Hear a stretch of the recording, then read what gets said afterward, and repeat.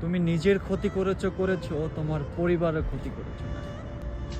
আপনারা আমার স্ক্রিনে একটা ভিডিও দেখতে পাচ্ছেন।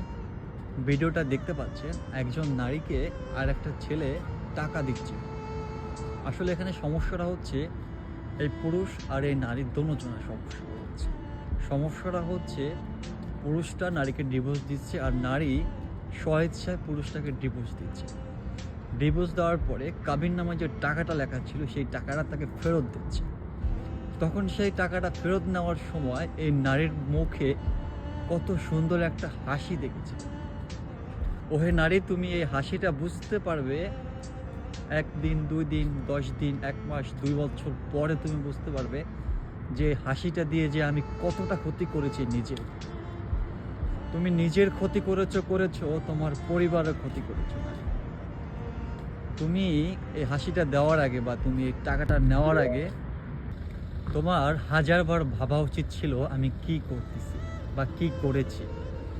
তুমি একজন ডিভোর্সি নারীকে আগে জিজ্ঞেস করতে যে ডিভোর্স হওয়ার পরে একটা পরিবারের কাছে একজন নারী কতটা কতটা লজ্জিত।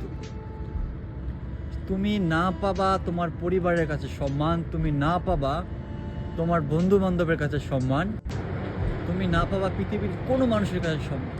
কারণ একজন ডিভোর্সি নারীকে কোনো মানুষ পছন্দ করে না, শুধুমাত্র পছন্দ করে তাকে ব্যবহার করার জন্য, তাকে ইউজ করার জন্য।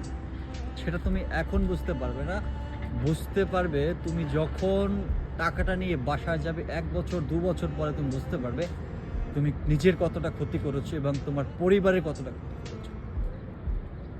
আমি সব নারীকেই বলতে চাই, প্রত্যেক নারীকে আমি বলতে চাই যে ডিভোর্স কোনো বিষয়ে স্বামীর সাথে ঝগড়া হোক, মারামারি হোক, পিটাপিটি হোক, কিন্তু ডিভোর্স এত বড় একটা খারাপ, এত বড় একটা জঘন্য সাইড কখনোই বেছে নেবেন না। কারণ এত বড় খারাপ একটা সাইড বেছে নিলে আপনার পর্যাপ্ত পরিমাণে ক্ষতি হবে। আপনি পৃথিবীর সমস্ত মানুষের কাছে একজন খারাপ মানুষ হয়ে দাঁড়াবেন।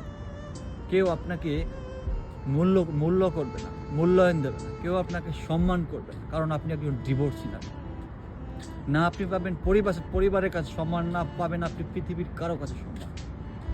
তো এই জন্য বলি, কোনো নারী যদি ডিভোর্স নেয় তার আগে 1000বার কেন, লক্ষ কোটি গুণ আগে ভাবা উচিত যে আমি কি করছি, আমি কি করতেছি বা কি করছি, আমার ভবিষ্যৎ কি হবে, আমার ভবিষ্যৎ পরিকল্পনা কি হবে, সেটা অবশ্যই ভাবা উচিত। ধন্যবাদ ভিডিওটি পুরোপুরি দেখার জন্য আপনাকে।